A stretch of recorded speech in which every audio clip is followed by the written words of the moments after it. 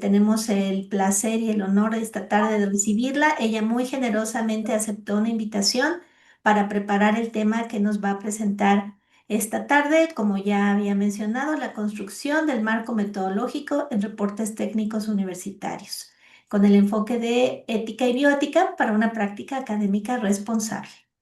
Doctora Bautista, bienvenida. Adelante. Gracias, Marcela.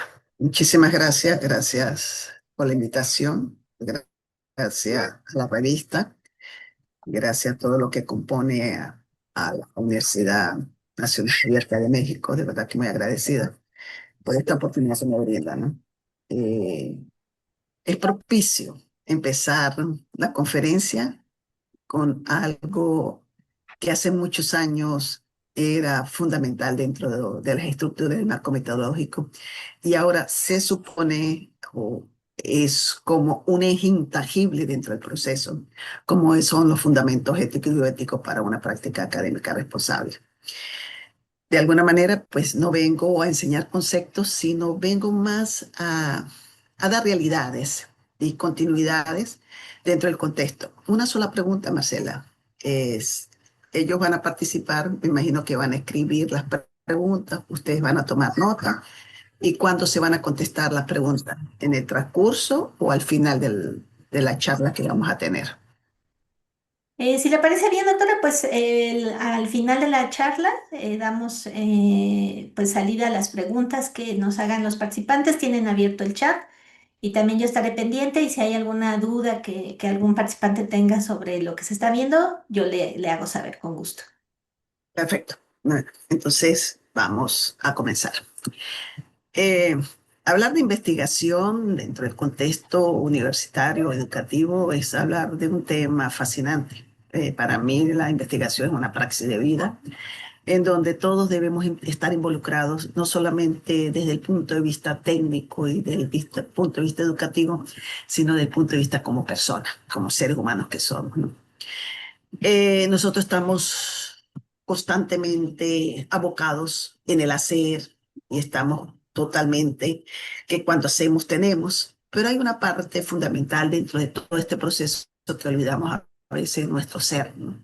Entonces, quiero que enfoquemos en este momento de que esta propuesta que les traigo para compartir y conversar con ustedes es sencillamente una propuesta desde el ser, desde cómo nosotros como investigadores, desde el fondo de nuestra alma, nosotros debemos ir al ritmo de la sociedad, al ritmo de la universidad, al ritmo de lo que nos está demandando los grandes avances tecnológicos que nosotros nos están llevando hoy el pulso y nos están poniendo a correr, ¿no?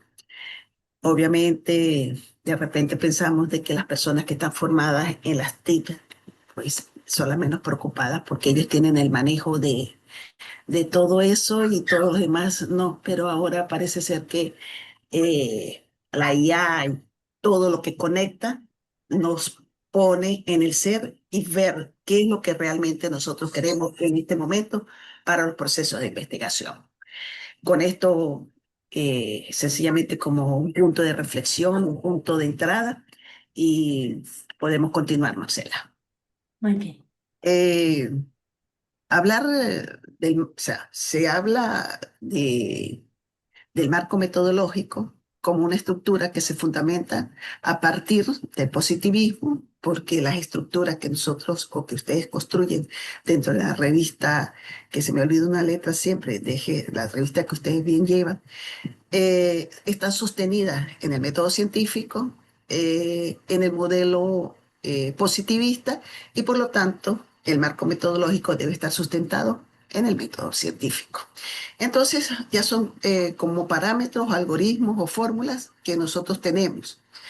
Pero dentro de este enfoque y que eh, siglos pasados, en el siglo pasado, en los años 80, 90, dentro del marco metodológico, no solamente se hacía toda la estructuración técnica que tenemos hoy, sino que teníamos un punto que teníamos que comenzar con el marco ético que fundamentaba la investigación.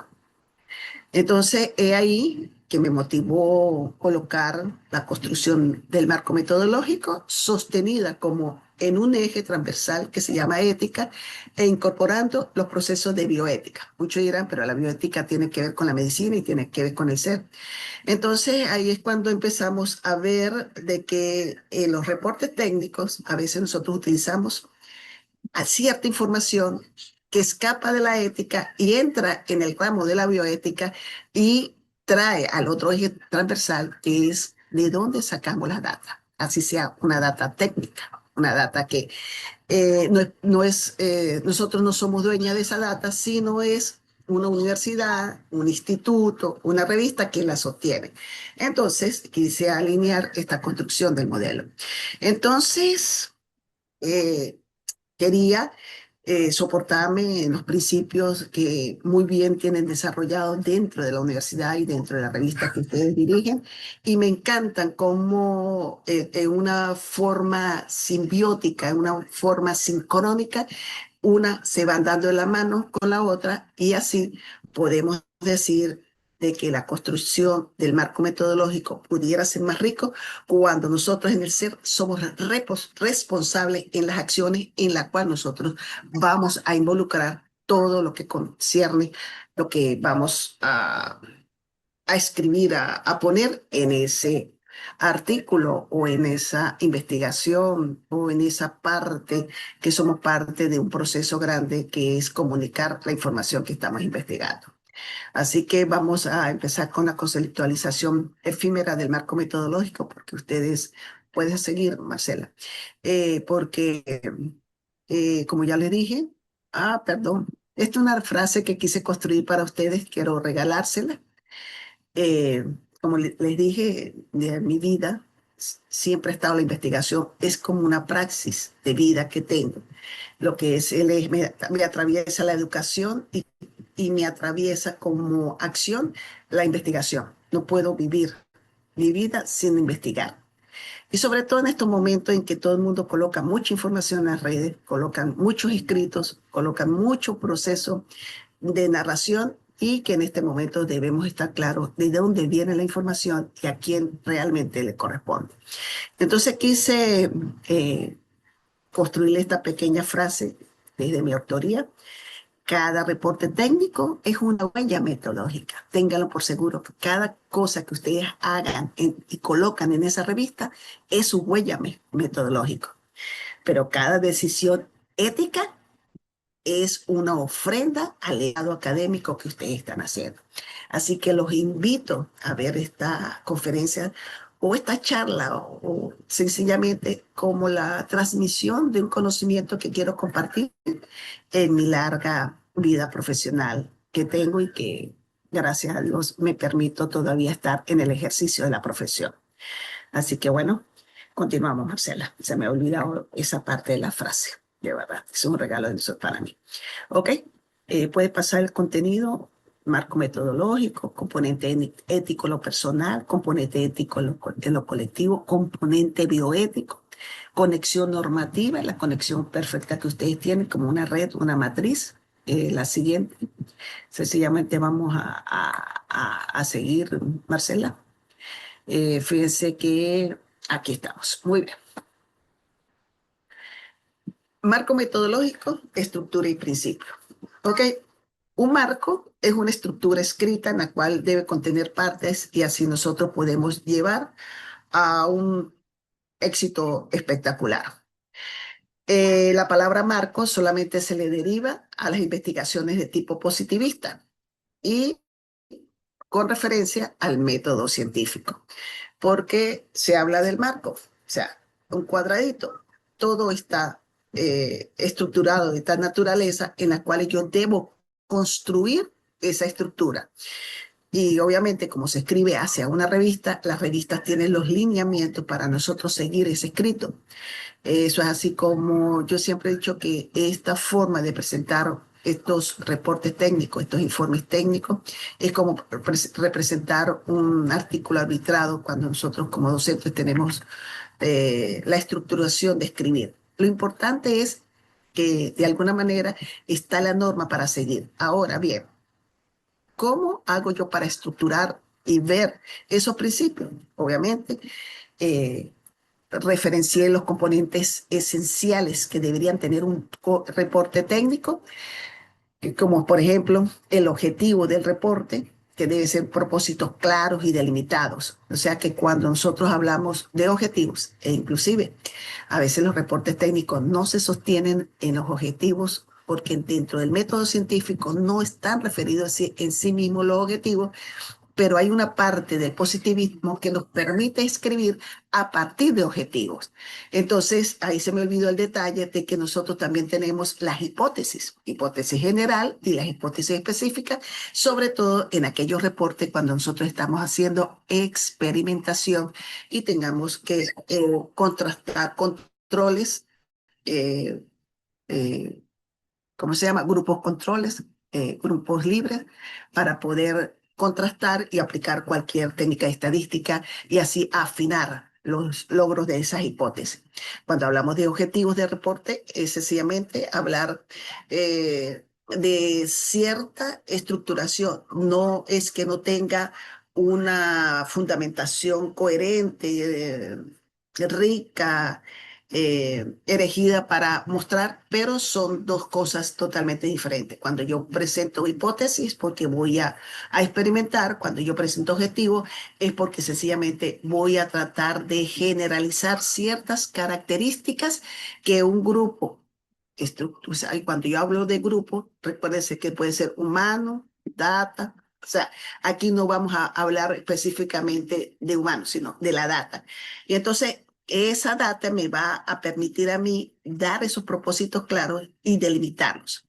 Ahora, yo antes de hablar de objetivos, le voy a hablar de método.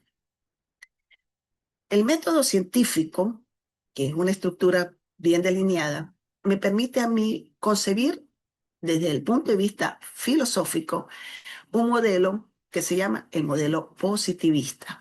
Y ahí, obviamente, tengo que hablar de que no nos basamos en experiencias puras de una realidad que no puede ser medible. Aquí solamente estamos hablando de verificación y comprobación de, de X material que nosotros queremos comprobar a través, o bien sea por el experimento o por las propuestas de objetivos que nosotros tengamos que hacer.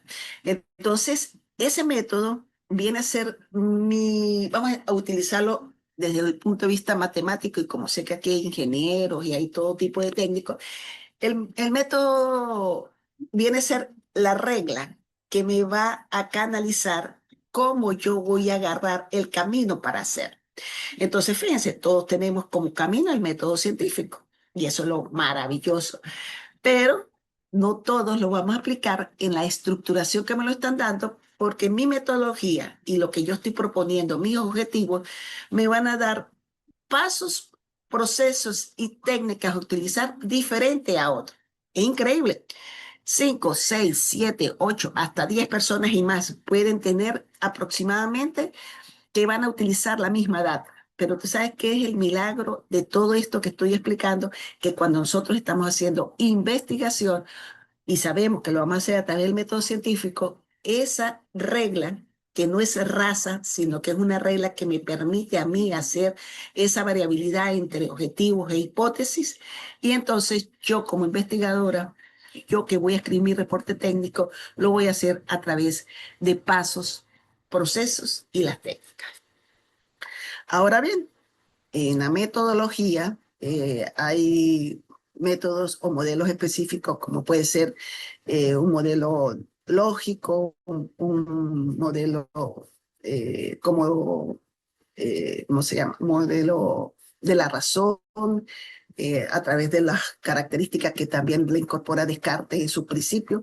O sea que también ese método va a estar constituido y apoyado en un modelo epistémico. Recordando que los modelos epistémicos sencillamente fundamentan a la investigación para poder darle esa esencia, ese sabor que necesita para poder tener. Porque fíjense, eh, es interesante leer procesos y reportes técnicos y en ingeniería, y inclusive en la misma enseñanza de la física y la matemática, son caminos y pasos muy precisos. Pero si ustedes pudieran leer reportes que utilizan el método científico a través de la antropología, ustedes se dan cuenta que son ricos en palabras, mientras que los reportes de nosotros son ricos en otros tipos de estructuras, algoritmos y aspectos que realmente necesitan para poder fundamentar ese interés. Entonces, siempre el marco metodológico, a pesar de que los objetivos están construidos en el planteamiento del problema, a pesar de que las hipótesis pudieran estar planteadas en el capítulo 1, nosotros tenemos que hacer el desarrollo técnico dentro del marco metodológico. Ahora bien, resultados y aportes individuales, contribución específica de la persona autora. Fíjense que aquí hay que tener un sopeso de los resultados y cómo nosotros vamos a manejar la información que recogemos a través de los diferentes instrumentos. Obviamente, si nosotros hacemos manejo de controles de variables, tenemos que utilizar recursos como videos, material escrito, una cantidad, involucrar a muchas personas. Y a veces cuando hacemos esos resultados y aportes que yo los llamo individuales, pero es que realmente no hay la individualidad como tal, porque son parte de un colectivo, pero que yo los voy a presentar en función de ese colectivo, tanto de las personas que se involucran en la investigación como de aquellos que nos asesoran y nos permean de alguna manera la investigación, ese proceso que nosotros estamos haciendo. Entonces, aquí en los resultados, para nosotros presentarlos, hay que tener esa parte del ser que estaba hablando al comienzo. ¿Cuál es mi compromiso al cual y cuáles son los resultados que realmente yo voy a mostrar? Porque a veces, cuando todo fluye y todo tiene una consustanciación en lo que es lo armónico, en los procesos de evidencia, y que todos los resultados van como lo que se estaba ajustando bien a la hipótesis general y no a la hipótesis que negamos para que sea el contraste de la hipótesis inicial, entonces todo va maravilloso. Pero ¿qué sucede cuando nosotros al aplicar instrumentos y al aplicar todo lo que tenemos que hacer, muestreo, repartimos los instrumentos, recogemos, hacemos la data, usamos Excel, usamos cualquier programa, inclusive ahorita nos podemos usar hasta las inteligencias artificiales estructuradas que nos permiten que ellos nos limpien la data y que eliminen ¿cómo se llama? Las colas de variabilidad que puede existir. Entonces, las decisiones. Y cada vez que yo digo que tomamos una decisión, ahí viene involucramos los principios, los códigos, la ética que tenemos como investigadores. Porque si todo no va como tan perfecto y hay algo que se nos torsiona el camino, ¿cuál es la verdadera acción que nosotros debemos hacer? Parar la investigación y hacer todo un chequeo, un checklist para que nosotros podamos volver a pasar los instrumentos o sencillamente hacer borrador y cuenta nueva, comenzar la investigación o sigo y presento los resultados incorrectos y hay una tendencia a cometer caracterizaciones a través de errores que he manifestado y eso trae consecuencias graves. Entonces, ¿se dan cuenta la importancia del ser dentro de todo este proceso? Todo hacemos, todo tenemos. Pero ¿cuál es mi postura? ¿Cuál es mi principio? ¿Cuál es mi código? ¿Qué es lo que me erige a mí para yo poder decir que yo voy a dar los resultados? Ustedes dirán, bueno, es que técnicamente y que estamos hablando del positivismo y estamos hablando de un proceso, de un modelo lógico deductivo o un modelo lógico inductivo y estamos haciendo esto. Sencillamente somos objetivos, y voy a poner la palabra objetivo entre comillas, y debemos apegarnos a lo que nos dicen. Pero esa objetividad como tal, en el momento en que se nos presenta toda esta información, no es a veces el accionar, porque imagínate, me he llevado, por decir algo, revisando 6 meses información y todo para hacer la estructuración, me ha pegado a todos los códigos y normas que me plantea la revista, etcétera, etcétera.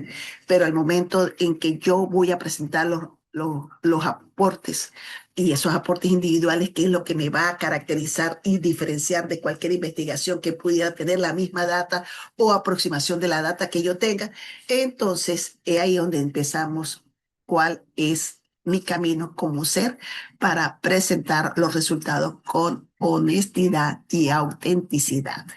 Entonces, fíjate, ya no estoy hablando del código ético mío, sino estoy hablando del código ético de la norma y también estoy hablando no del código ético de los que están involucrados, sino ahí sí estoy hablando de la bioética, ver al ser humano, ver a toda la comunidad que se involucra en todo el proceso.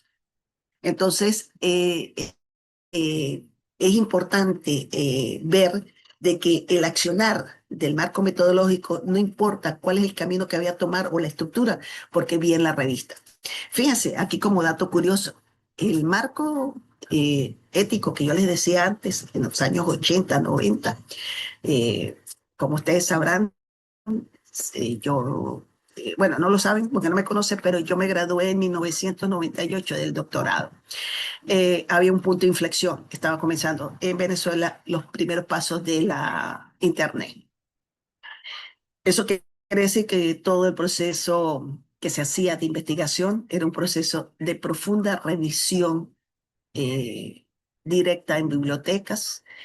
Lo máximo que uno podía tener era ciertos acercamientos. Estoy hablando de en la época que no había modelo, pero ahí se tenía que mostrar un marco ético y no mostrar las leyes o reglas que sostenían la investigación, sino mostrar un marco ético de donde tú te sostenías como ser para presentar toda esa información y que tu palabra, lo que ibas a escribir, daba fe y acierto. Que cómo controlar en esa época un plagio si no había lo técnico tan avanzado. Increíble, ¿verdad? Entonces ustedes dirán, entonces los investigadores en esa época podían hacer más plagio. Entonces ahí empezaba. ¿Qué era ser un investigador? Y la formación del investigador empezaba por las condiciones éticas. ¿Qué sucede? Que esto pasa 80, 90, viene el siglo XXI, empiezan los años 2000, y las universidades, las revistas, todo lo que tenía que ver, se daban cuenta que ese marco ético era palabras y que muchas personas, y que la historia marca inclusive políticos de renombrada posición, y puedo traer uno de Alemania, no lo quiero nombrar, primero porque el nombre es difícil, pero ese caso fue muy reconocido, que él plagió en su tesis doctoral, e inclusive por honra a su credibilidad como ser humano, manifestó el plagio y renunció a su cargo político, para que se den cuenta las consecuencias que traen cuando uno realmente no está armado para presentar una investigación. Uno dice, no, chévere, voy a hacer una data, pero la data que yo utilizo son los algoritmos y es el resultado de. Entonces yo les pregunto para que les quede como ahí como rumiando la pregunta. Esa data es de ustedes. Ustedes realmente investigaron cada uno, la procesaron, la corrieron. O esa data es parte de un conjunto de personas que manejaron grandes datas y cada uno fue concentrando aspectos específicos.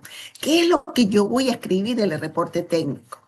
Si van a la revista no le va a decir, usted tiene que escribir sobre esto. La revista te va a decir cuáles son los lineamientos y contenidos. ¿Quién es el que reside? El investigador. Si hubieses estado en el 80, en los años 80, 90, antes del 2000, porque en el 2000 todavía se pedían esos marcos éticos, y que las universidades se dieron cuenta que se convirtió ese trozo, vamos a decir, dentro del marco metodológico, como simples palabras de compromiso sin ningún peso. Y entonces tuvieron que saltar que la norma tenía que ser llevada a otro camino y que eran las instituciones, que eran los decanatos, que eran los pregrados y los posgrados, de acuerdo a las carreras como se formen, las que tenían que tener las normativas, porque se estaba llegando con avances tecnológicos y se podía llegar a hacer situaciones en las cuales podían traer a veces plagios de pega y copy pega a través del Internet. Ahora imagínense, para dejarle más la duda, que no se podrá hacer hoy en día cuando una IA te puede desarrollar completamente lo que estamos hablando. Y ya ustedes deben saber que hay reportes a nivel mundial de mucha gente que ha presentado información y se han sostenido a la IA, han presentado los datos como ellos y cuando entran a ese doble ciego, a esa lectura de evaluadores, no pasan porque sencillamente no tuvieron. Ahora bien, ¿cuál es la pregunta? ¿La culpa es de la IA? ¿La culpa es que no estuve llevando los métodos científicos? ¿La revista no me dio las normas como tal? Ahí está el principio del ser, en donde yo me sostengo como el ser. Entonces, fíjense, es fácil hablar de construir un marco metodológico desde el punto de vista de una revista, de una universidad, porque, por ejemplo, yo quiero escribir a la revista de ustedes, que como educadora no entro por mi forma de investigar, pero me gusta, o sea, si en algún momento decir, bueno, yo voy a escribir algo, voy a hacer un reporte técnico, y sé que todavía no aceptan de afuera, pero vamos a suponer que acepte. ¿Qué reporte técnico yo puedo hacer? Entonces yo no me puedo caer a pasiones. Yo no manejo una data, yo no manejo informática, yo no manejo, yo lo que toda mi vida ha sido. Entonces yo tengo siempre una investigación académica en función del ser humano que está involucrado. Quiere decir de que la revista en este momento no puedo llenar su lineamiento y ahí es donde entra mi principio, como decir, ok, no puedo presentarlo y voy a dar la vuelta a otra revista que debe haber en la universidad para que yo pueda hacer esos reportes. Fíjense, decisiones. Las decisiones están codificadas en principios y bases éticos que debe tener el investigador. Bueno, y hablando un poco de las referencias académicas, fíjense, ¿qué no tenemos hoy? Yo quiero que alguien me pudiera escribir por ahí, ¿qué es lo que no tenemos hoy? ¿Qué es lo que no podemos acceder en este momento para hacer una investigación? ¿Hasta dónde podemos llegar? Voy a traer la expresión de un personaje de una comiquita. A mí me fascinan los cómics. Y yo diría, ¿qué información podemos hacer? Y él diría, al infinito y más allá. O sea, podemos conseguir a través de cualquier medio la información que deseamos. Eso quiere decir que ahora el compromiso personal es mucho mayor a lo que teníamos años anteriores. Obviamente, la referencia académica no puede estar sostenida solamente por inteligencia artificial, porque en ninguna parte nos han escrito que el libro ya es caduco o que la revista científica de tal universidad ya no existe porque la IA soporta todo. O sea, tenemos que hacer un abanico de opciones para hacer la referencia académica. Y la IA debería ser un medio, más no un fin, para que nos pudiera ayudar a generar algunas estructuras y acercamientos teóricos para que nuestra investigación fuera rica y poder contrastar esa serie de información. Entonces, fíjense el compromiso que nosotros tenemos para construir un marco metodológico. No sé, Marcela, si hay alguna pregunta hasta ahorita, si hay algún chequeo de alguien, alguna duda. No, no tenemos preguntas Yo al no tengo. momento.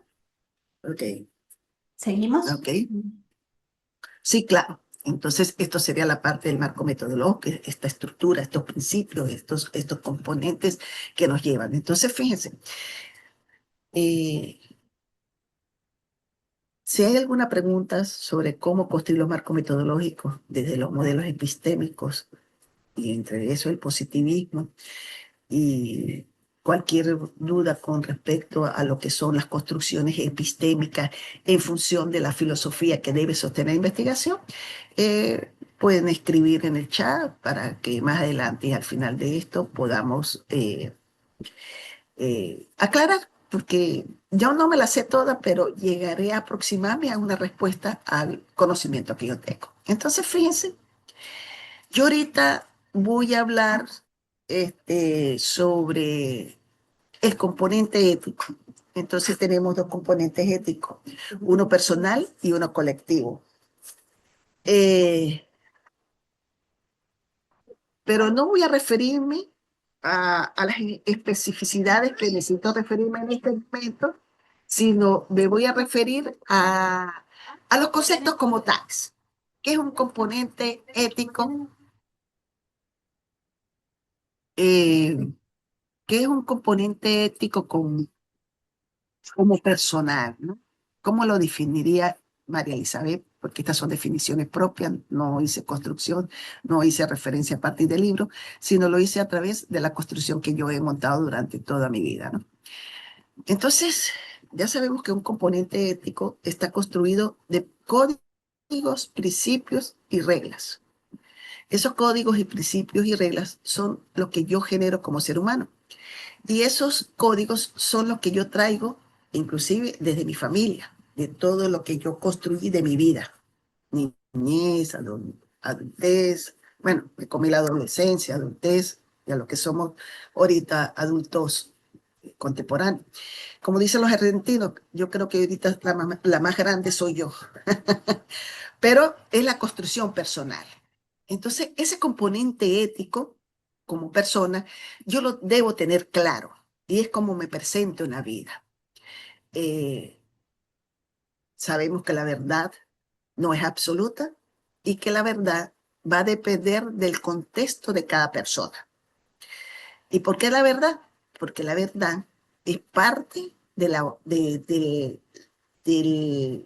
pudiéramos decir, del parloteo que se tiene con las personas para poder llegar a un acuerdo. Fíjate, ¿hasta dónde se termina eh, ese componente ético? Estamos reunidos aquí, no sé cuántos, vamos a suponer 30, 40 personas. Mi componente ético personal termina en el momento en que empieza el de Marcela y el de cada uno de ustedes.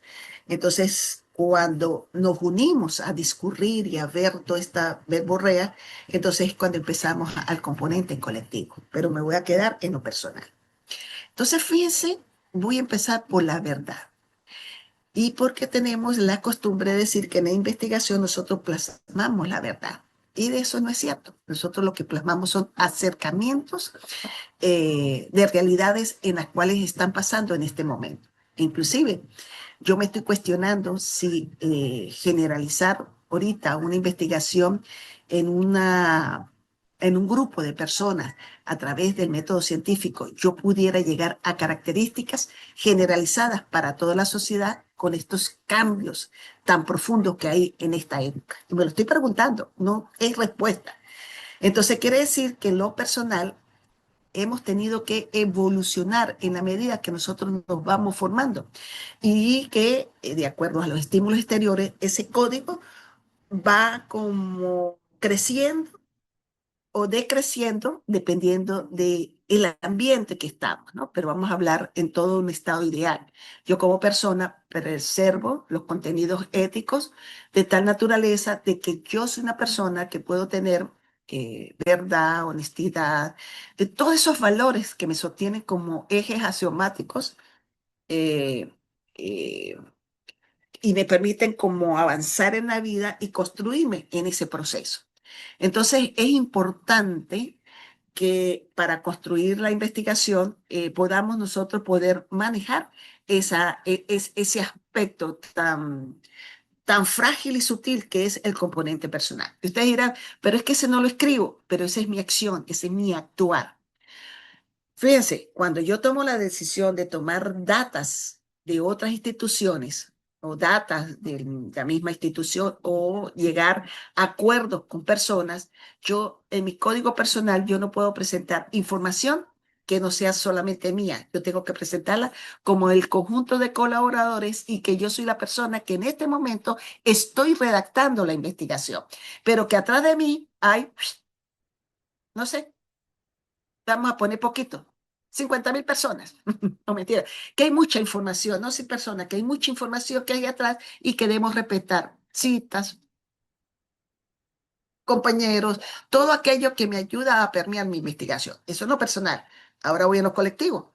Estoy en una institución, o sea, ya estoy en una institución y voy a manejarme a través de un escrito y obviamente en las revistas son los escritos, ahí si no me recuerdo, Marcela, corríjame, porque creo que aquí en la revista solamente presenta un autor, una revista, no pueden llegar grupos de investigadores, de personas a escribir la revista. En la revista un mismo artículo. Sí, sí hay coautorías, doctora, sí, sí, sí hay coautorías y a partir del 2026 Ah, ok. ya estaremos recibiendo también postulaciones de otras instituciones de educación superior. Ah, qué bien. Qué bueno, qué magnífico. voy a tomar mis propias palabras para escribir. Bueno, entonces fíjate, cuando estamos en los aspectos colectivos, y si estamos haciendo una narrativa colectiva, eso quiere decir que debemos ajustar nuestro componente ético personal para esa narrativa colectiva. Pero fíjense, cuando hablamos de colectivo, no solamente es de las personas que vamos a presentar, sino el colectivo que está involucrado dentro de eso. Y si ustedes están escribiendo dentro de la UNAM y ustedes están utilizando material de la UNAM, quiere decir que ese colectivo es más grande. Están los visibles de lo que están escribiendo y están los que invisibles, por decirlo así, que ayudaron a formar toda esa información. Quiere decir que al momento de tomar decisiones dentro del resultado final, debemos tener una parte que todavía creo que existe, que es la parte de agradecimiento. Y el agradecimiento no a mis compañeros que se sentaron conmigo a escribir, sino a todas las personas que alrededor de mí, jefes, bueno, toda esa línea que está constituida por ser humano alante de nosotros. Entonces, fíjense lo fundamental de tener claro mi componente personal dentro del proceso como persona y cómo ese proceso personal puede llevar a un buen trabajo cuando estamos en lo colectivo. Yo pienso que uno de los grandes problemas institucionales, y me voy a ir un poco a aspectos organizacionales, no como investigación, sino como el trabajo que se hace en colectivo en una área específica. Uno de los grandes conflictos que tenemos es cuando nosotros no sabemos cuáles son mis referentes y mis principios éticos y cuáles son los referentes y los principios que me lleva a la organización porque a veces estamos en una organización y nosotros estamos como que no nos sentimos, ¿cómo diría yo? No nos sentimos agradados con ciertas cosas, cómo funcionan, y entonces empiezan como los roces. Entonces, he ahí la magia de la honestidad, de la coherencia y de la correspondencia de lo que yo estoy haciendo dentro de esa institución o me ajusto a la norma que se me está haciendo expedita, a la ley, a la estructura orgánica que demanda la institución, o agarro mis cositas, mi cajita y me voy y busco otras organizaciones. Porque la norma se hizo para cumplirse, la norma se hizo para ser validada, la norma se hizo para mostrar la cara limpia de esa organización. Entonces, fíjense lo importante que como investigadores debemos tener en cuenta toda esta construcción. ¿Okay? Entonces, fíjense cómo entra el componente bioético como definición. Más adelante tengo una definición, pero el componente bioético ya lo puede estar viendo. Esto no tiene nada que ver con la medicina. La bioética, pues, tiene que ver con el ser. Y si nos ponemos a ver en la Tierra, hay diversidad de seres. Por ejemplo, hay biólogos que estudian las plantas, pero esos biólogos no pueden ver las plantas como una cosa, porque son seres orgánicos. Hay médicos de animales que no pueden ver a ese animal como una cosa. Ese animal tiene un proceso de aceptación, de evolución y que de alguna manera que están categorizados para ser aceptados como una especie más. O sea que tenemos diversidad y nosotros somos parte de esa diversidad. Pero fíjense que eso sería a nivel biológico. ¿Qué pasa cuando tenemos la data de la universidad? Yo trabajo, eh, no sé, voy a decir un nombre por decirlo, yo trabajo en recursos humanos y yo tengo toda la data del recurso humano que tiene la universidad, pero me voy a hacer un estudio sobre X personal, sobre, vamos a decir, las personas que después de las 3 de la tarde no son productivas, por decir una tontería. Entonces ya empiezo a codificar. Pero ¿qué sucede? Estoy trabajando con la otra persona, estoy trabajando con la comunidad, estoy hablando con el colectivo, estoy hablando de la misma diversidad. Entonces debemos hacer que tenemos mi eje transversal, que son mis principios, y los ejes etarios. Entonces, los componentes bioéticos son importantes, tanto en la tecnología como en los seres humanos y en todos los procesos de investigación. Y El punto 5, que también lo voy a adelantar, lo voy a hacer un poquito más adelante con más profundidad, tenemos las conexiones normativas. ¿Qué traigo yo aquí hoy? Las conexiones que me permitieron llegar a esta investigación por la invitación, que son los lineamientos del CTUD y el Código de Ética de la UNAM. Tuve la oportunidad de hacer algunos análisis y me quedé maravillada de la conexión, de la coherencia, de la matriz que hay, de los códigos éticos de allá arriba y cómo han ido fluyendo, y sobre todo hacia la revista, no conozco más nada de otras revistas, sobre los lineamientos STU. O sea, están bañados.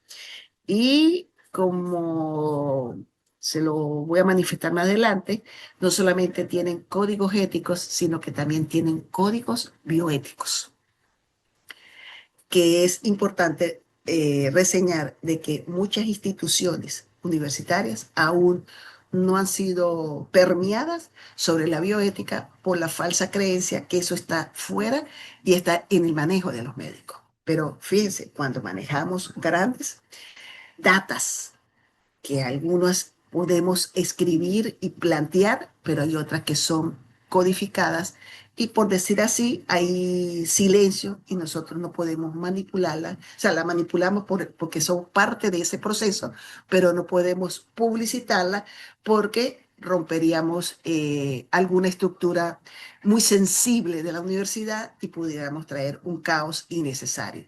En ese punto es cuando entra la bioética. O sea, es el manejo básico de lo que son, si ustedes quieren, podemos brincar de ético a lo moral.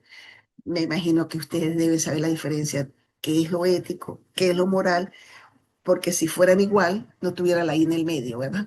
Fuera ético o moral, pero tenemos una I viendo. Entonces, es bastante clara. La ética es una ciencia que estudia todos los procesos que están conjugados en accionar del hombre. Y la moral es el principio básico de cómo yo lo ejecuto. Y los dos están en red, están conectados, están sutilmente conectados para que se den cuenta. Por eso yo hablo del componente ético, que es el componente, vamos a decir, teórico, porque lo moral podemos tener todos la misma ética del UNAM, o sea, ¿cómo se llaman? Los lineamientos que da la UNAM para las revistas y tenemos el lineamiento del CTU, podemos leerlo y las palabras son las mismas, pero en el ejercicio del escrito es cuando empieza la moral a jugar el papel importante y qué tipo de moral nosotros lo estamos usando, para que más o menos entiendan. Bueno, podemos continuar, Marcela, que ya, perdón, el reporte técnico como acto de responsabilidad académica y social, que es la parte final.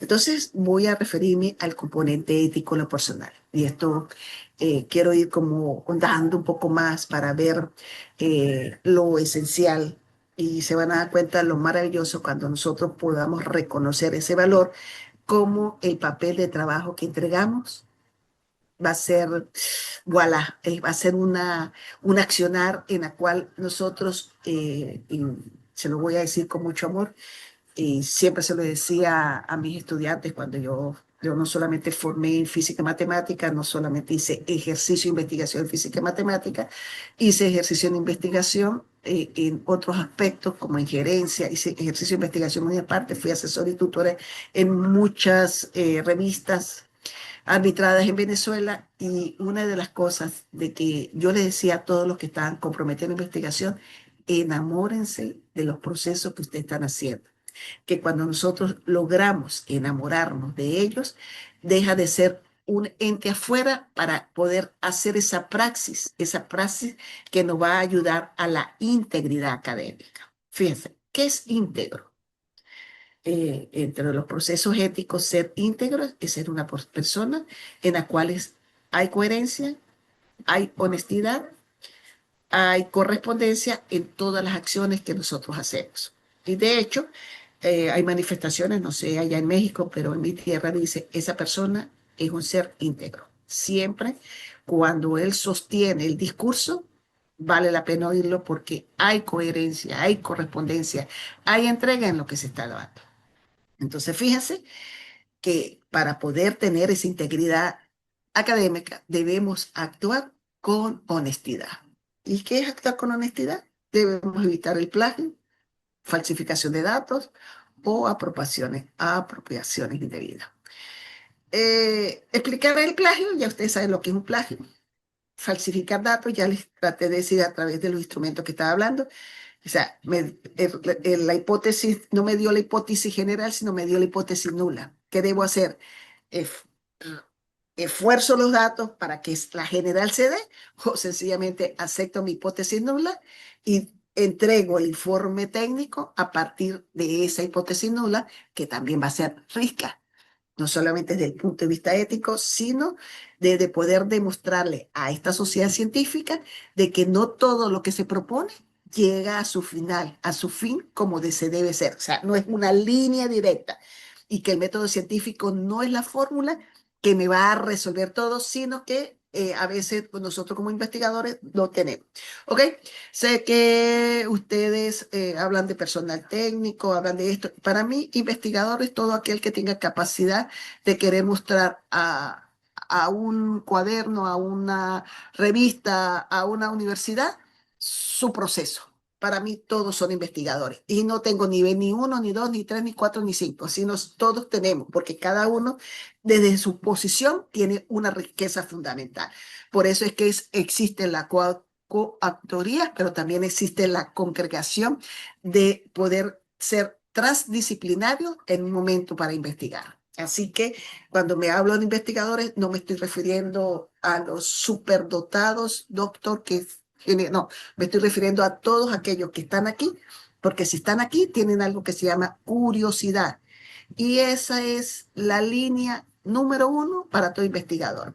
Todo investigador, si no es curioso, está perdiendo su tiempo en los procesos de investigación. Ese es el alma que alimenta la esencia de poder estar en estos caminos. Entonces, fíjense, me voy a quedar en la apropiación indebida, porque la falsificación de datos está clara. Yo puedo falsear en algún momento con la recolección de los datos o con los controles o con, o con los, ¿cómo se llama? O con los grupos experimentales, puedo falsearlos, puedo como ajustarlo, puedo arrastrarlo y ustedes saben que la historia está plagada de falsificaciones de datos, que inclusive han tenido que ser sacadas de los inventarios como acuerdos otorgados como herencia histórica de las sociedades. Entonces, fíjate, apropiación indebida. Ustedes dirán, pero es que yo no entro a una bodega a robar. La apropiación indebida es sencillamente el utilizar aquella data. Por ejemplo, lo voy a decir de lo más simple. Tengo un libro de cualquier autoría, de cualquier ser humano, y de repente me gustó una frase. Y esa frase yo la copio, pero me gusta tanto que yo no la cito y la tomo como si fuera mía. Eso es apropiación indebida. Fíjense, yo creo que todos ustedes conocen la frase que se le acuña a Carl Sagan, donde dicen, todos somos polvos de estrella. Pues déjame decirte que esa frase no es de Carl Sagan, son uno de mis científicos preferidos, eso es uno de los que me ha ayudado a conocer la cuántica y ver los viajes espaciales y los cósmicos y hacer otras cuestiones. Pero esa frase no es de él. Esa frase se le debe a un astronauta, Chopper, de los años 60, por allá cuando estaba los plenos viajes a la luna y los primeros acuerdos que llegó, cuando él fue al espacio y salió y vio el punto azul que Carl Sagan dice en sus comunicados, cuando tú ves el punto azul y lo ves tan débil y reconocer de que todos estamos construidos de la misma sustancia, del mismo polvo de estrella, la parte del polvo de estrella se le debe a Charper porque él vino enamorado y decir que todo lo que está aquí, adentro y afuera, está constituido, estamos construidos de polvo de estrella. Eso se llama apropiación indebida. Tal vez Carl Sagan no lo hizo, porque no recuerdo si alguno lo pronunció, pero actualmente se le atribuye. Escriban por internet y escriban polvo de estrella. Y una vez sepa, eso es apropiación indebida. Fíjense, una simple frase hasta dónde puede llegar a nosotros a decirnos. Entonces, imagínate que yo tengo 10 compañeros que están trabajando conmigo en la misma data y yo escribo y yo no le doy a ellos el reconocimiento de la ayuda, no simbólica, sino porque se llegó a un final feliz, porque todos dimos la aportación, pero yo tuve la curiosidad de escribirlo. Quiere decir que yo solamente fui el garante de la escritura y yo debo eh, dar el reconocimiento, vamos a decir, a los 9 restantes que estuvieron conmigo en la construcción de eso. Si no lo hacemos, eso se llama apropiación indebida de la información y que no tiene que ver ni con falsificación ni con plagio, sino que es algo que nosotros decimos. Entonces ahí digo yo, o decimos, Ártica, ¿cuántas veces lo hemos hecho y no me he dado cuenta? Porque a veces creemos acciones que están construidas dentro del mismo acto como si fueran. Eso que dicen que una mentira repetida 1000 veces se convierte en verdad. No sé si comprenden el axioma cuando digo apropiación indebida, ¿no? Porque a veces decimos las cosas y de verdad estamos levantando un juicio o estamos señalando algo, pero la repetimos tanto que a la final esa persona no lo hizo, pero esa persona queda sellada, enmarcada en esa expresión. Entonces yo hice un acto indebido hacia esa persona. Entonces, fíjense que la integridad académica no solamente en mi accionar como investigador, sino como mi accionar dentro de las responsabilidades que yo tengo en mis funciones dentro de la organización. Ahora, fíjense el segundo punto, responsabilidad individual. Es importante reconocer la propia contribución en proyectos y reportes técnicos. Esto lo traje como segundo punto porque de repente dice, ah, debo ser honesto, no plagio, no falsifico y apropio. Entonces, ¿qué es lo que voy a dar? No, si tú te hiciste un trabajo de 10, quiere decir que tú en esos 10, el resultado final no fue el conjunto de 9, fue el conjunto de 10 porque fueron uniendo esfuerzos teóricos, prácticos, experimentos, volver a repetir y hacer todo, fueron un complemento, pero tú puedes señalar en tu escrito que tu aporte, si lo permite la institución, si no está entre los datos de privilegio de silencio, entonces yo trabajé, por decir algo, construyendo el ramal A que va desde tal punto a tal punto y puedo hablar de esa distribución. Y si quiero hablar de todas, ya sabes que debo reconocer lo mío y lo de los demás y pueden hacer una gran aportación, perdón, así sea que a la final solamente tú reportes, pero que ellos vean de que tú los estás tomando en cuenta y que va a ser rico esa situación. Ok, el tercer punto sería transparencia. Fíjate, explicar con claridad los métodos. Yo nunca hablo de metodología, porque la metodología viene después del método. Yo escojo el método. Y fíjense que yo dije claridad en los métodos. Puedo tener método científico, pero si el método científico no satisface, debo buscar otro tipo de método. ¿Quién me da los métodos? Esa respuesta te la tengo rápida. Modelos epistémicos. Los modelos epistémicos dentro del positivismo, que es el principal, él es un modelo epistémico, pero es uno de los principales, se desglosan una cantidad de modelos, en las cuales cada uno me genera un método. Sería interesante que ustedes indagaran para que se den cuenta de que a veces hacemos como ponemos como una estructura fija y no nos permitimos ser flexibles y mirar un poco más allá. Entonces, recuerden que el modelo de sostén, el principal es el positivismo, pero él es el primario y de él viene una cantidad de derivados, empírico, realista, estructuralista, funcionalista, y paré de contar. Fíjense que en la biología utilizan los modelos, utilizan el método científico, pero se sustentan en los modelos de estructura y funciones, porque tienen que desglosar, por ejemplo, el funcionamiento del ser humano. ¿Ok? Entonces es importante explicar con claridad los métodos. No necesita 20.000 páginas, sino que sencillamente desarrollar el contexto. Y sabiendo que voy a tener mis mejores métodos, o sea, voy a tener 2 o 3 métodos, quiere decir que yo tengo que como eh, integrarlos y darle a cada quien su punto de vista y dónde se fusiona.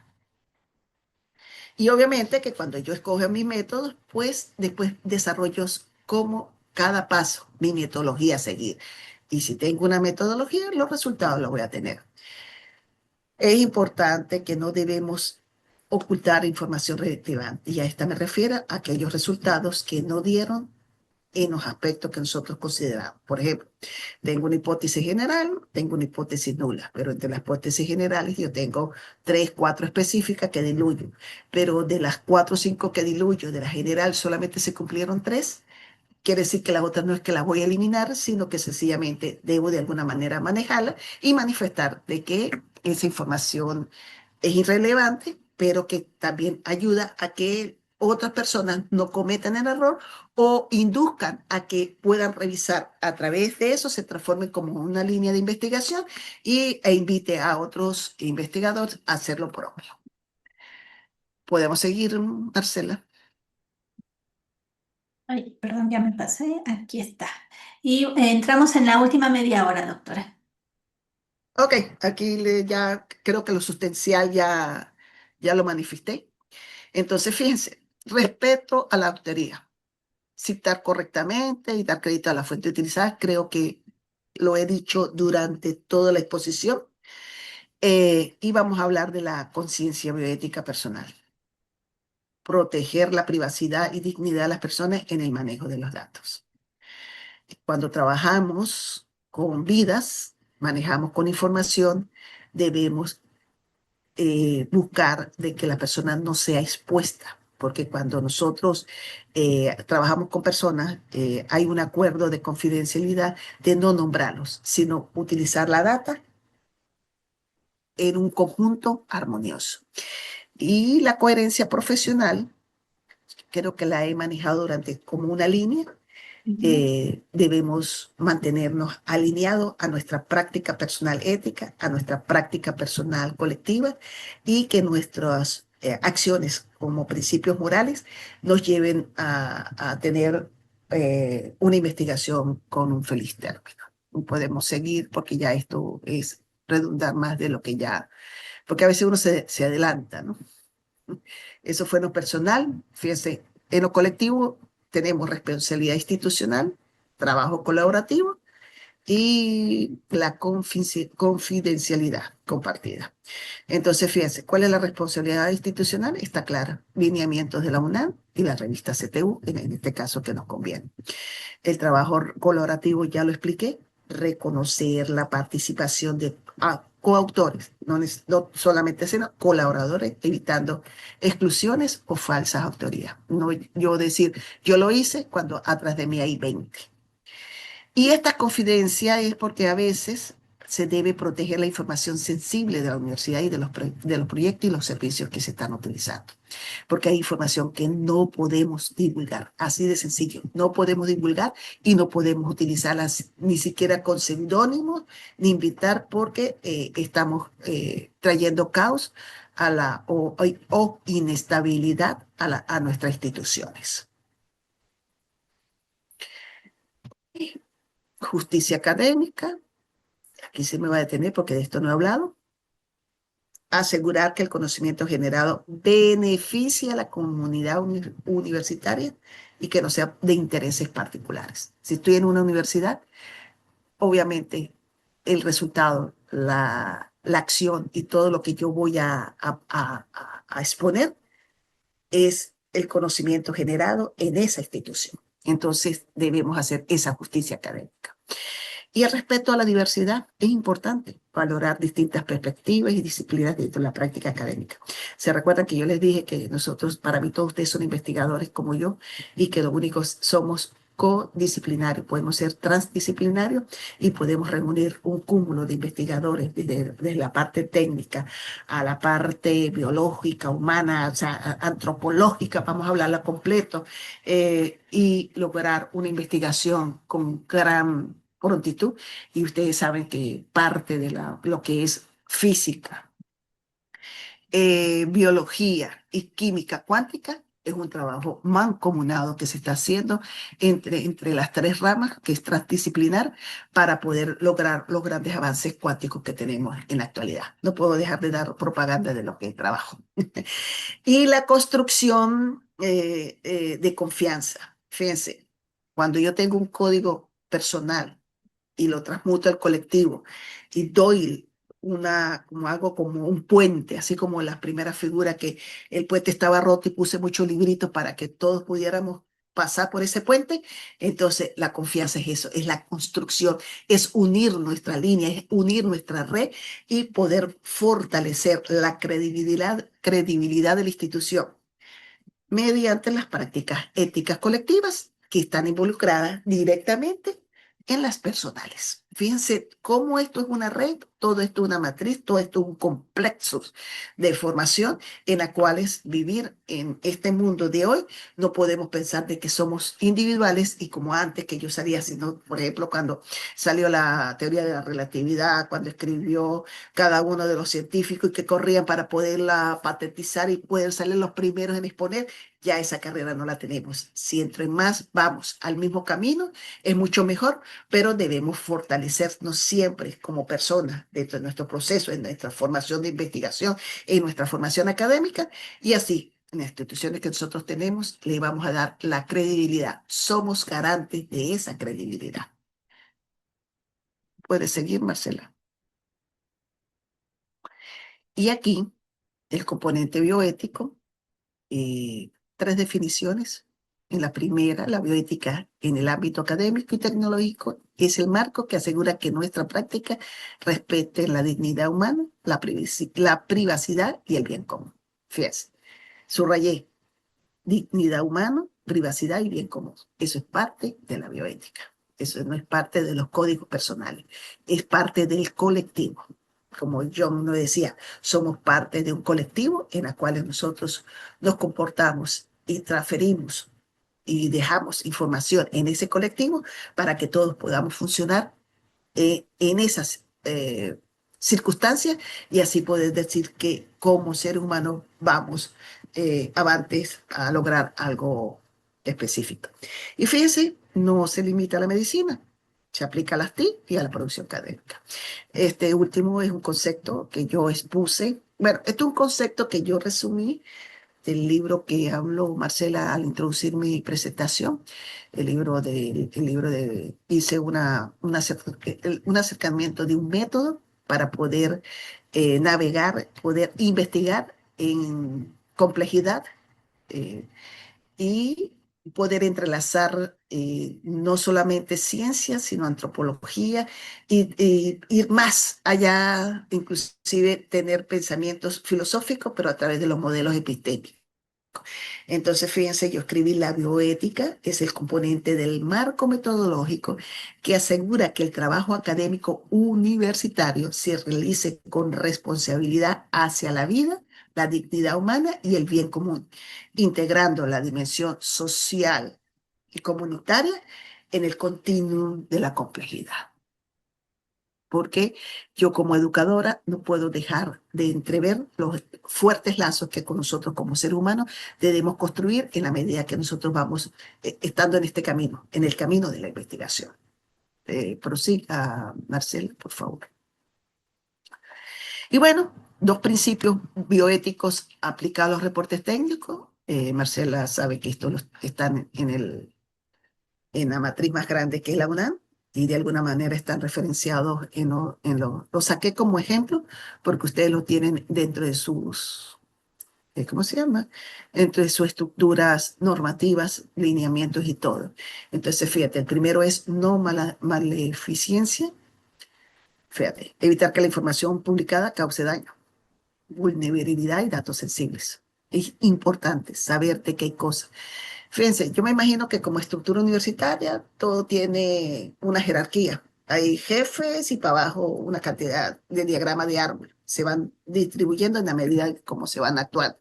Eso quiere decir que si yo pertenezco a uno de esos diagramas de árbol que hay en la universidad, para yo poder publicar, yo tengo que tener permiso de la alta, o sea, de la línea más alta que me corresponde a mi diagrama de árbol o el flujo donde yo estoy. No sé si comprendieron esa parte que quise explicar. O sea, en chiquito, porque no quería hablar de la palabra ni jefe ni líder, pero ahí siempre hay uno que está en cabeza de todo y él debe estar de acuerdo o de desacuerdo de que X o Y cosa se pueda publicar o no. Entonces es importante seguir esa línea, ¿no?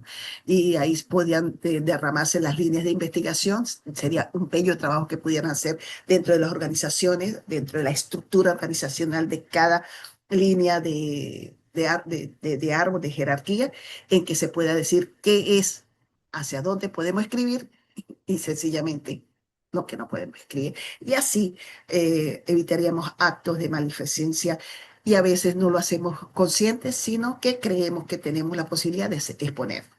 Y los actos de beneficencia, orientar los proyectos hacia el bienestar de la comunidad universitaria. Es evidente que eso es lo que se desea como investigadores, que siempre que lo que nosotros exponemos no es para el ego, no es para mi propio bien, sino para poder darle ese beneficio a través de lo que yo he aprendido en la universidad, esa construcción. Ok, Marcela.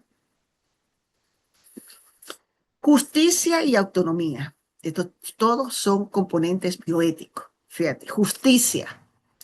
Estamos cansados de oír que se haga justicia, pero ¿qué es la justicia? Garantizar equidad en el acceso al conocimiento y reconocimiento de colaboradores. Creo que esto en mi praxis de hoy, en mi tertulia anterior, creo que lo dejé bien claro. Si no hacemos justicia ante los actos de los demás, no podemos llamarnos justos. Y entonces la balanza, la señora que está vendada, está desequilibrada. Entonces, eso es lo premiante de la justicia. Y la autonomía, debemos respetar la autoría. Si no respetamos las autorías, las decisiones y la participación de cada colaborador y de aquellos, como dije, los visibles y los invisibles. Porque es increíble. A veces hasta el personal de limpieza, de alguna manera, está involucrado en los procesos que nosotros hacemos.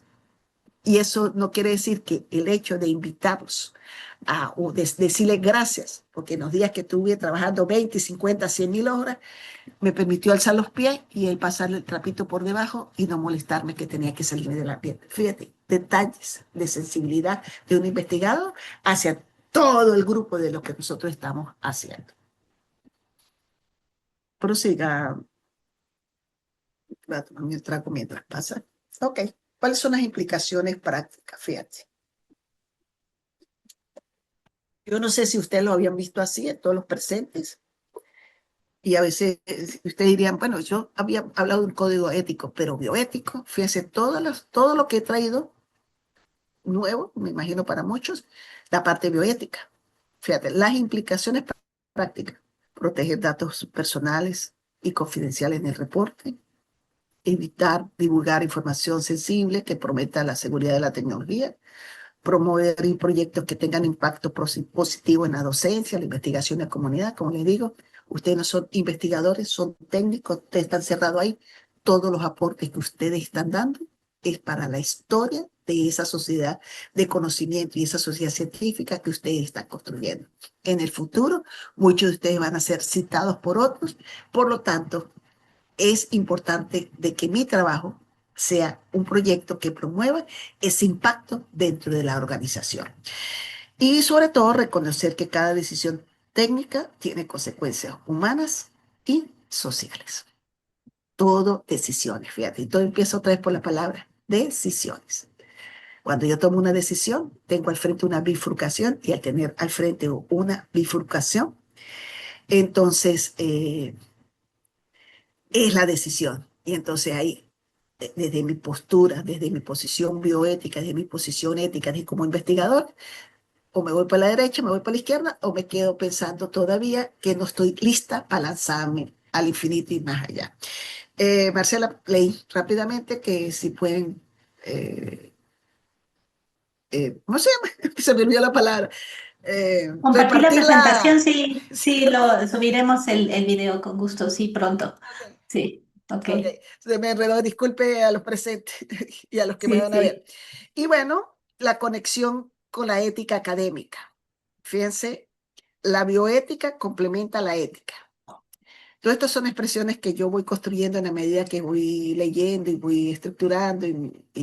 Bueno, como ustedes saben, soy escritora y entre los libros tengo escrito poemas, entonces a mí me gusta mucho la reflexión y andar en esos caminos. Y para los que me han visto por redes ya saben que ando en otros caminos también.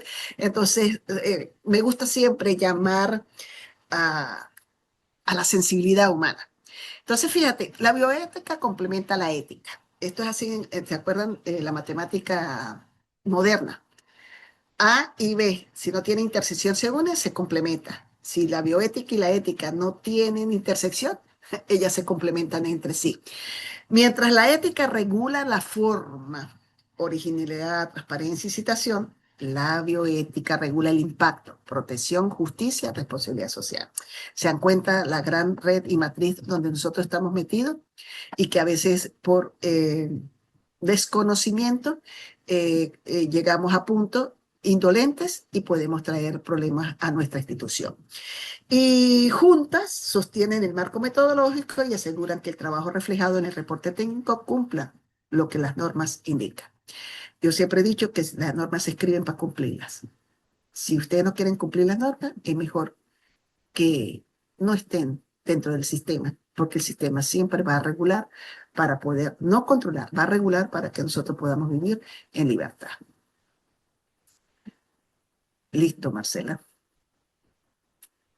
Bueno, estos sí ya le pertenecen a ustedes, que los reportes sean inéditos, que las referencias académicas sean válidas, evitando fuentes no confiables y sin rigor. O sea, que no solamente me vaya a la IA y que la IA me haga los resúmenes, los resúmenes, los resúmenes. Acuérdense que ella alucina y a veces hasta mentirita nos pega y quedamos colgados en la mentira y nosotros como inocentes creyendo que ellas dicen siempre la verdad. Esa verdad absoluta que empecé hablando que realmente no existe. Que la estructura metodológica debe ser clara, objetivo, procedimientos, resultados y conclusiones. Que acuérdense que se me olvidó la palabra hipótesis, pero si no hay objetivos, hay hipótesis, si no, viceversa. Eh, Se debe respetar la confidencialidad tecnológica. Recuerden no divulgar información sensible. Eso, acuérdense que siempre las organizaciones, sobre todo las privadas, están siempre como al acecho de a ver de qué me robo del otro para yo poder construir. No podemos caer en esos abismos publicitarios y en esas falsas tentaciones. Y las personas técnicas académicas se convierten en garantes de que el reporte cumpla con los estándares de calidad y transparencia que la institución establece. De ustedes depende de que la revista, fíjense, son ustedes, ustedes son dueños de eso. Si ustedes no son garantes de poder mostrar lo mejor, cuando inviten a otras personas, entonces no le van a mostrar lo mejor, sino siempre busquen la manera de que lo que expongan, lo que plasmen, lo que orienten planteen dentro de la revista sean el ejemplo, porque recuerden de que cuando yo vaya a escribir, no voy a escribir directo, no me voy a seguir solamente con los lineamientos, sino voy a chismear algunos escritos, algunas personas y voy a repetir, no como loro, pero voy a hacer repetencia para poder ajustarme a lo que ustedes ya conocen y si el camino ya lo tengo abierto, para que buscar un tractor y abrir otro camino. No sé si me entienden. Ustedes son garantes de que su revista y todo lo que sea dentro de la UNAM sea de alto impacto, siempre dependiendo de su calidad humana como ser. No en el hacer ni en el tener, sino como ser. Bueno, entre los códigos que revisé de la ética de la UNAM, integridad académica, respeto a la autoría y responsabilidad social. Tres elementos que manejé anterior y los pude redefinir y solamente quise que vieran la comparación de que en sus normativas existen, que yo no vine a inventar que la esfera es redonda. Puedes proseguir. Transparencia, equidad y justicia, protección de datos y dignidad humana, o sea, todo mi discurso para que vieran cuál era la conexión de la normativa, cuáles son los códigos que ustedes tienen. O sea, el haberme facilitado todo ese material, Marcela, me ayudó a decir, bueno, aquí lo que voy a es ajustarme a esto, pero todas las universidades, todas las revistas tienen su código y hay un punto en común, hay elementos que se complementan, pero cuando uno escribe a ciertas revistas, cuando escribe, uno debe ajustarse y mejor que los propios que no pueden ajustar y dar, decir, mira, esto está muy sesgado o esto está muy abierto para empezar a ajustar y ayudar a que la revista cuando se promocione a nivel internacional salga con los balances éticos y bioéticos que corresponden y así se convierte en una revista de alta conexión y indexada y todo lo que se lleva para llegar a un buen propósito, porque creo que es lo ideal de cualquier revista que nosotros queremos trabajar. Prosiga. El reporte técnico como acto de responsabilidad académica y social no solo es un documento técnico, creo que se los dije, es un testimonio de confianza que refleja la ética de la persona autora y de la institución. Eso se lo he manifestado. Fíjense, representa la credibilidad de la institución frente a la sociedad.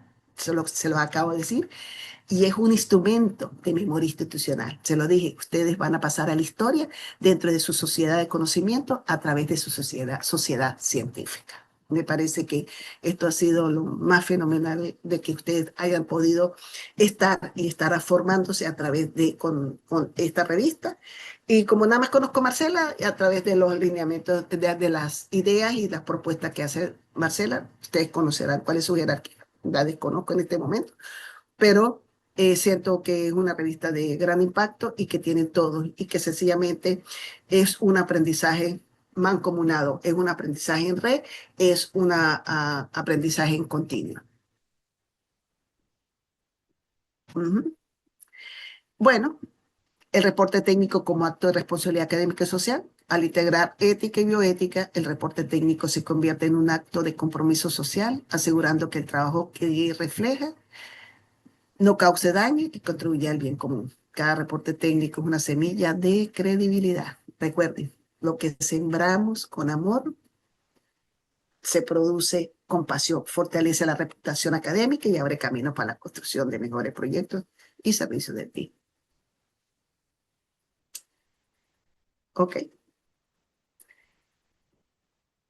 El marco metodológico se sostiene en la conexión normativa. Nunca se les olvide eso, a pesar de que ustedes solamente vayan a plasmar otras ideas, el, la burbuja, el eje transversal, la conexión lo tiene la normativa. Cumplir con CTU, vivir el código de la ética de la MUNAM y asumir el reporte técnico como un acto de responsabilidad académica y social. Con esas palabras finalizo mi, mi conferencia. Estoy abierta a cualquier pregunta. Espero no haberme pasado, Marcela. Todo muy bien, vamos muy bien, doctora. Muchas gracias por su generosidad. Todos nuestros participantes, pues, como ya ha mencionado la doctora Bautista, ella, además de su experiencia en la investigación, pues, revisó lo que es la revista, revisó materiales de la UNAM para poder, pues, contextualizar lo que nos iba a presentar esta tarde. Y tenemos una pregunta de Miguel Zúñiga. Él le pregunta esto, doctora, como personal técnico, en ciertas ocasiones el objetivo inicial de una encomienda o actividad que pensamos que es susceptible de convertirse en un reporte, en una investigación, tiene respuestas inesperadas o contradictorias en la información que se recopila. ¿Deberíamos hacer algo para mostrar ese cambio o reorientación? O bien si usted recomendaría reconstruir el marco teórico y reorientar los objetivos para alinearnos a los hallazgos y análisis derivados. Yo voy a empezar con una palabra que me fascina, reingeniería. El hecho de que yo planteé un problema, el hecho de que escribí una teoría, eso no quiere decir que garantiza que los resultados se van a ajustar totalmente a eso. Eh, Se hace eso primero es para poder construir el marco metodológico y luego hacer las aplicaciones para obtener los resultados. Ese no es como diría yo, ese no es el camino que no podemos romper. Ese es el camino que es factible de romper. Porque si en alguna parte, en algún momento dado, como dije, lo manifesté en mi discurso, hay veces que pasamos los instrumentos y me van a disculpar la expresión cotidiana, pero quedamos mirando largo y decimos, esto que me está dando, nada tiene que ver o bien con las hipótesis o bien con los objetivos, y podemos dejar el marco teórico porque eso lo podemos ajustar siempre al final, pero nos vamos al planteamiento y cuando vemos que el planteamiento nos orienta totalmente diferente a, a lo que se está exponiendo, entonces hay que hacer reingeniería, totalmente reingeniería. ¿En dónde está la delicadeza? En hacer la reingeniería sin modificar los resultados.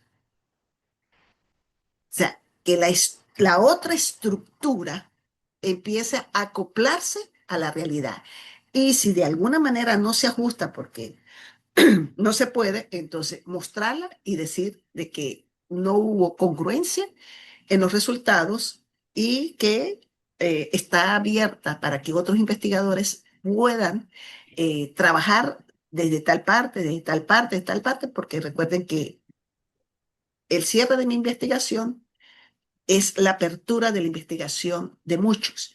Y si dejamos un, como una línea en la cual ellos puedan trabajar, puede ser que otras personas mirándolas desde otro punto de vista obtengan lo que realmente nosotros queríamos. Eso no quiere decir que en la reingeniería voy a ajustar todo y lo voy a acomodar todos los resultados. No, o sea, hay que tener un toque y empiezo ahí por el proceso ético. Debemos saber, ¿ok?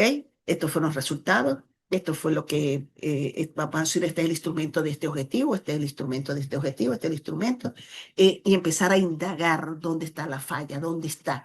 Si la falla está en el planteamiento, si la falla está en el propio instrumento porque no tuvo una buena validez, no tuvo una buena confiabilidad en la construcción. Entonces hay que revisar antes de irnos a hacer la reingeniería total, empezar por lo más básico, empezar a mirar el instrumento y del instrumento mirar hacia allá. Porque cuando comenzamos al revés. Comenzamos el planteamiento para mirar a lo que posiblemente tenemos. Al tener los resultados, hacemos reingeniería, miramos hacia arriba. Y no es que empezamos a ajustar, no, es que esto es así, entonces lo voy a poner así, entonces esto, no, sino reingeniería. Hasta dónde podemos hacer. Y si no, como le digo, mostrar lo que me dio y demostrar de que realmente había una propuesta, que si hubo alcances en un porcentaje o en alguna respuesta a algunos hipótesis o a algunos objetivos, pero podemos hacer ese balance, porque eh, nada, y como investigadora en ejercicio, como investigadora formadora, porque he formado a mucha gente dentro de los procesos de investigación, siempre le he dicho, esto no es una camisa de fuerza, esto es como una red, y dentro de red, mírala así como la red de un pescador, tiene muchos nodos, un solo nodo que se mueva afecta a los demás. Entonces no podemos estar quitando los nodos para ajustarlo a uno, sino ver cómo fluye y hacer reingeniería hasta que se pueda hacer reingeniería. Si realmente es un resultado totalmente opuesto a lo que planteamos, les voy a decir algo cruel, pero es así. A veces ese tipo de investigación hay que dejarla e iniciar un camino nuevo. Así de sencillo. Ujú. Gracias, gracias, doctora. Bueno, desde hace un rato Mario Pérez tiene levantada la mano. Le invité por el chat a escribir su comentario para que podamos pues plantear lo que nos quiera compartir. En tanto, pues les comento, Samuel Villagómez, Jorge Colín, hablan de que dicen que es una excelente explicación la que nos ha ofrecido esta tarde la doctora Bautista. Miguel Zúñiga comenta que ha sido claro e inspirador el mensaje de esta tarde. Evelia López nos dice qué interesante, muy claro, excelente presentación, al igual que Carlos R.O. Javier García dice que los temas fueron muy bien explicados y agradece la presentación. al igual que Gracias. Gabriela Morales, dice que le gustó mucho la explicación. Y bueno, que fue esclarecedor y contundente, también nos reitera Miguel Zúñiga. Y bueno, pues creo que con esto podemos ya ir cerrando, doctora, agradeciéndole Sí. enormemente. Bueno, Mario nos dice que estuvo con la manita levantada porque fue un teclazo inadvertido, pero agradece todo. Y bueno, sí, qué bueno que era una mano virtual, porque dije, si estuviera así todo este tiempo ya estaría con el brazo entumido. Pero Ay, bueno, qué bueno que alambrado. fue un teclazo. Doctora, si nos comparte un comentario de cierre, le agradecemos mucho de verdad su generosidad, su tiempo y pues todo el análisis que nos compartió. Marcela, ¿verdad? Primero, agradecerte, volver a dar el agradecimiento, sobre todo esas invitaciones que hacen hacia Venezuela, pues sabes que el camino fue largo, ¿no? Llegó a un WhatsApp allá en Venezuela y de allá de Venezuela los investigadores me dijeron, me escribieron a ver si estaba interesada y ahí vino la cuestión. Para finalizar, pues estoy a la orden. Eh, en verdad, pues mis redes sociales me conectan con mi nombre, María Elizabeth. Yo siempre me represento por todos lados como María Elizabeth Bautista Gil. Me siento complacida con mi nombre, el regalo que me dieron mis padres. Agradecer a la audiencia por magníficos resultados. Gracias a Dios que logré que el mensaje les llegara y me siento muy complacida. De verdad, Marcela, decirte mil gracias. Estoy a la orden para lo que necesiten y deseándole lo mejor de lo mejor y que tengan un fin de semana espectacular, aunque hoy es miércoles y ya vienen fechas que no debo dejar de pasar, decembrinas. Son momentos de reflexión, momentos en donde la bifurcación se nos presenta, donde la red se empieza a mover por una cantidad de aspectos personales, grupales, y bueno, deseándole de que esa red en cada movimiento sea un gran aprendizaje, una gran vivencia para ustedes y que la vida les siga sonriendo. Muchísimas gracias a todos y en especial a ti, Marcelo. Muchísimas gracias, en verdad. Gracias, doctora. Luz María Castañeda le dice gracias por su bondad para compartir el conocimiento y la felicita. Y Gracias. Mirelta Regalado le Ujú. dice felices fiestas, doctora. Y bueno, Gracias. pues de verdad agradecemos a usted, doctora, y bueno, el ciclo que hemos tenido este año 2025 con pues el doctor Salinas, el maestro Saúl Armendáriz, el doctor Carlos Manosalva y ahora la doctora María Elizabeth Bautista, que desde pues su formación en la investigación, su experiencia en la investigación, pues han accedido a conocer nuestra revista, a conocer a nuestra audiencia. Es una revista técnico-profesional, no es una revista científica, y bueno, estamos en proceso de maduración, apenas cumplimos un par de años, hemos logrado una publicación ininterrumpida trimestral y bueno, pues con estas pláticas también lo que buscamos es acercarnos a estos temas, a estas reflexiones. Le decíamos a la doctora, pues viene diciembre y nos llevamos temas de mucha reflexión para, pues, poder también madurar como personas, como universitarios, como autores.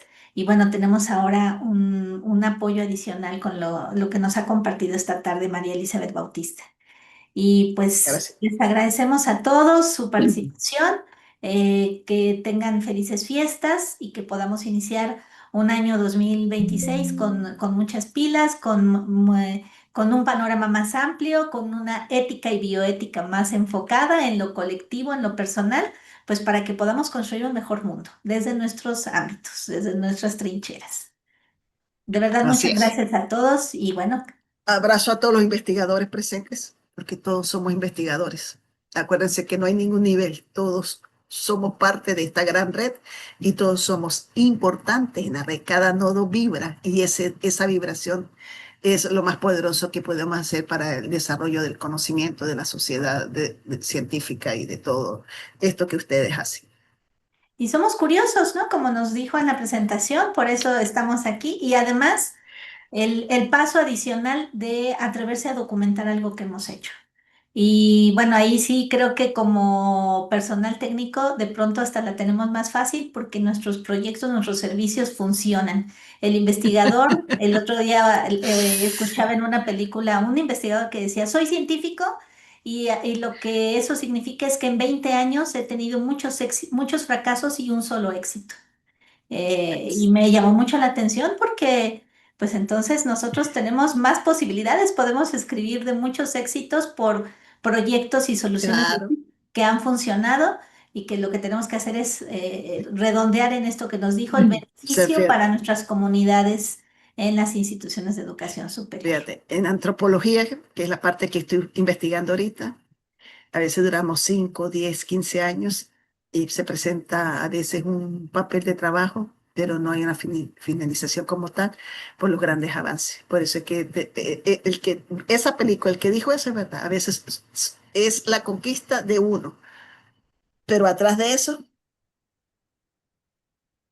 como Tomás Edison, Sí. para llegar al bombillo falló más de 1000 veces. Sí, pues no quiero spoilear a una compañera que quiere armar un cine debate con esa película. La película es Joy, está en Netflix, y voy a hacer propaganda en la plataforma, pero es que además habla del rol del personal que apoya al investigador. Y eso creo que es muy interesante también como personal técnico, pues que sí, realmente toda labor es importante. Y bueno, ojalá Todas. que se animen en este receso Yo, le- a ver yo por le ahí voy a una dejar película. una pregunta para irme y para que ustedes terminen. ¿Qué seríamos de todo el personal de la universidad, técnico, administrativo, docente, estudiante, sin el personal que limpia? Así es. Así es. Sí, el personal que poda los jardines en la pandemia, descubrí que las bugambilias, que es una planta preciosa que abunda por acá, bueno, pueden ser muy invasivas y romper las mallas. Pero bueno, sí, sí, todos somos importantes y todos somos curiosos y bueno, con ese comentario y esa invitación a seguir siendo curiosos y a escribir, nos despedimos esta tarde. Muchísimas gracias a todos. Hasta pronto. Gracias.